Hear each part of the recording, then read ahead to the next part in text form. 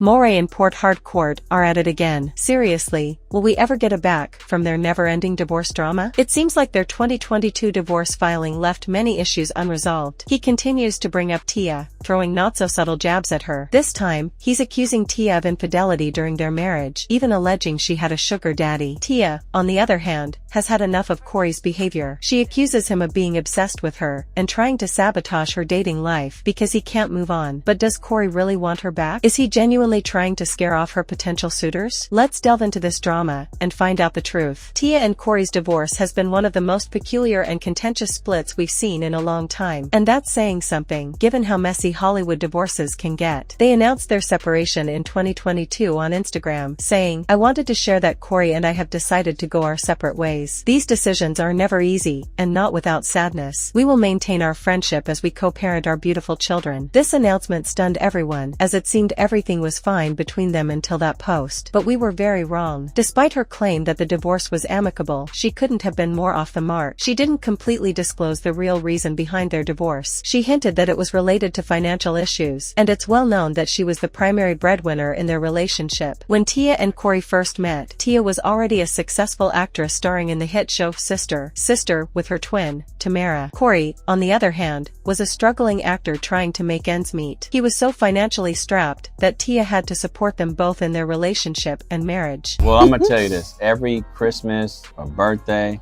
I felt the pressure mounting because she would look and it wouldn't every be no ring. Christmas, No, Cory? not that's every. Not true. I think up until the last year, she had a birthday. I think she was expecting like something. Last year, what? Before it happened, before we got engaged. Like year. I remember. Six, I felt seven? the pressure, and we would talk about it on the phone. She would throw little hints like, like that it's probably not gonna work out if he ain't trying to marry me. Like, what are we doing? We just dating, and she don't date, and so I was kind of like, man, I have to marry her. But it wasn't like I didn't want to marry her. I just wasn't ready financially. I'll be honest. I felt like I was afraid. I was scared. I was just like, man, this is serious. But then I said, you know what? But I think we have Hold to on, bring. babe. Let me Sorry. finish. So I went back to my old saying of what brought me here. What brought me here was faith on that plane was $75. And I said, okay. This is nice to know. We never said this. No, but so I said, well, you know what? Money's not everything, and people think that it is, or that's what, you'll get fake people and fake friends and all that with money. But I said one thing. I said, you know what? I got faith. And that's one thing I never waver is my faith and my belief in myself, God, my mother, and heaven looking down on me. I said, you know what? I'm gonna step up and make a move and God gonna take care of us. And that's just the honest truth. And I said, I'm gonna get a ring. I didn't have a lot of money, but I got a really, really nice ring. And I said, you know what? I'm gonna make this happen. And that's the truth. I said, I love her. She loves me. It's real. We'll make it work no matter what. I don't care what people gonna say. They probably, why are you marrying this broke? I said, whatever. We gonna make this work. People started to speculate if this implied she might consider getting back with Cory, but she shot down the idea, saying, just because the dating world is tricky doesn't mean I'm returning to something that no longer serves me. That would be like saying if I don't secure an audition or a role as an actor immediately, I'm going to abandon my dreams. Her reply was both pointed and clear. When she hinted at having a new man, she posted a picture of herself with the caption, "What one man won't do, another man will." The message was clearly directed at Cory. It seemed she had found someone who could manage his responsibilities, which was a direct hit at her ex, who supposedly left her with all the expenses. This sparked rumors that the new guy might actually be Cory, especially when she was spotted wearing her wedding ring again. However, it was just a rumor, as they did not reconcile their relationship. Cory even admitted he felt pressured to propose when he wasn't financially secure. Despite this, he was content with their arrangement, and they were married for 14 years. However, over time, things began to shift, and Tia started feeling burdened by being the primary financial provider in the marriage. She even hinted at this on social media by liking a video from the neighborhood talk about a partner who wouldn't pay bills or contribute financially to the household. Not only did she like the video, but she also added a side-eye emoji to emphasize her point. So happy we live together. I'm excited to pay our first bill. The rent's due, right? Who on earth is excited to pay bills? And what do you mean together? I mean, you live here, so you're not gonna pay it. Wait, what?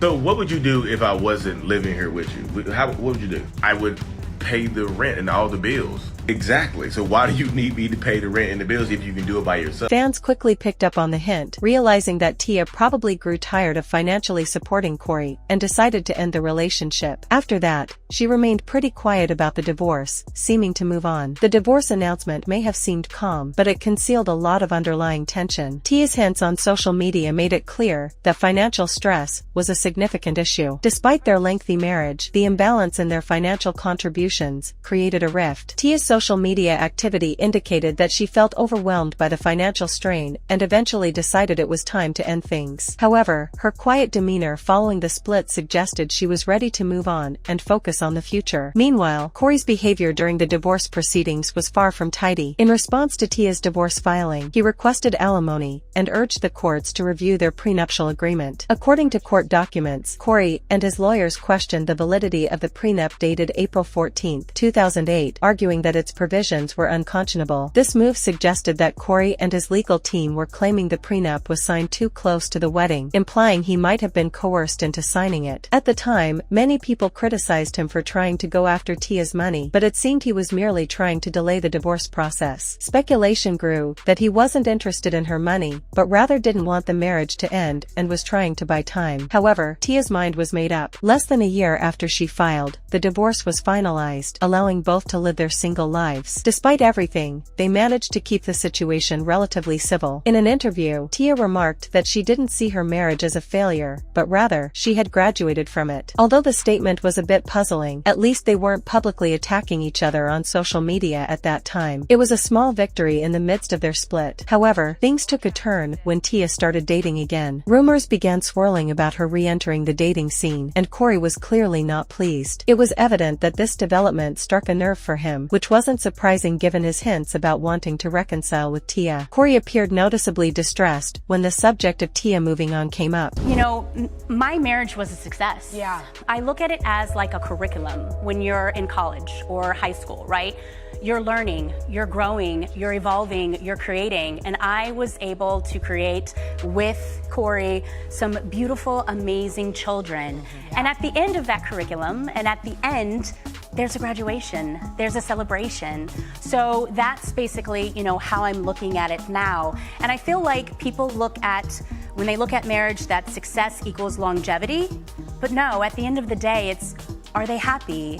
Are they thriving? Are they growing? And I feel like that is what is most important. He also refuted allegations that he had been unfaithful to Tia, asserting that it never occurred. Then, he began hinting that Tia had been disloyal during their marriage and implied she had a benefactor supporting her lifestyle. At first, these accusations didn't attract much attention, but looking back, it seems like Cory was attempting to tarnish Tia's reputation after she accused him of not contributing financially during their marriage. He supposedly felt embarrassed after that, and in retaliation, he tried to damage her reputation by alleging she had a benefactor with whom she had an affair during their marriage. It was highly questionable of him to bring this up again, especially when Tia was talking about how uncomfortable and tough it was to start dating again. People started to speculate if this implied she might consider getting back with Cory, but she shot down the idea, saying, "Just because the dating world is tricky doesn't mean I'm returning to something that no longer serves me. That would be like saying if I don't secure an audition or a role as an actor immediately, I'm going to abandon my dreams." Her reply was both pointed and clear. When she hinted at having a new man, she posted a picture of herself with the caption, "What one man won't do, another man will." The message was clearly directed at Cory. It seemed she had found someone who could manage his responsibilities, which was a direct hit at her ex, who supposedly left her with all the expenses. This sparked rumors that the new guy might actually be Cory, especially when she was spotted wearing her wedding ring again. However, it was just a rumor, as they did not reconcile their relationship. Cory has been pretty quiet about the divorce, but in a recent interview, he shared for the first time how devastated he was over the breakup. Because,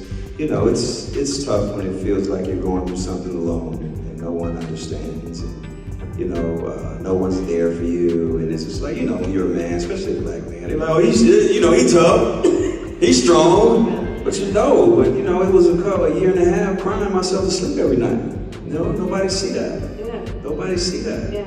You know, like, you know, you live 5 minutes away from your babies, you know what I'm saying? Because people who know Cory Hardrict know that his kids and his family was everything to him.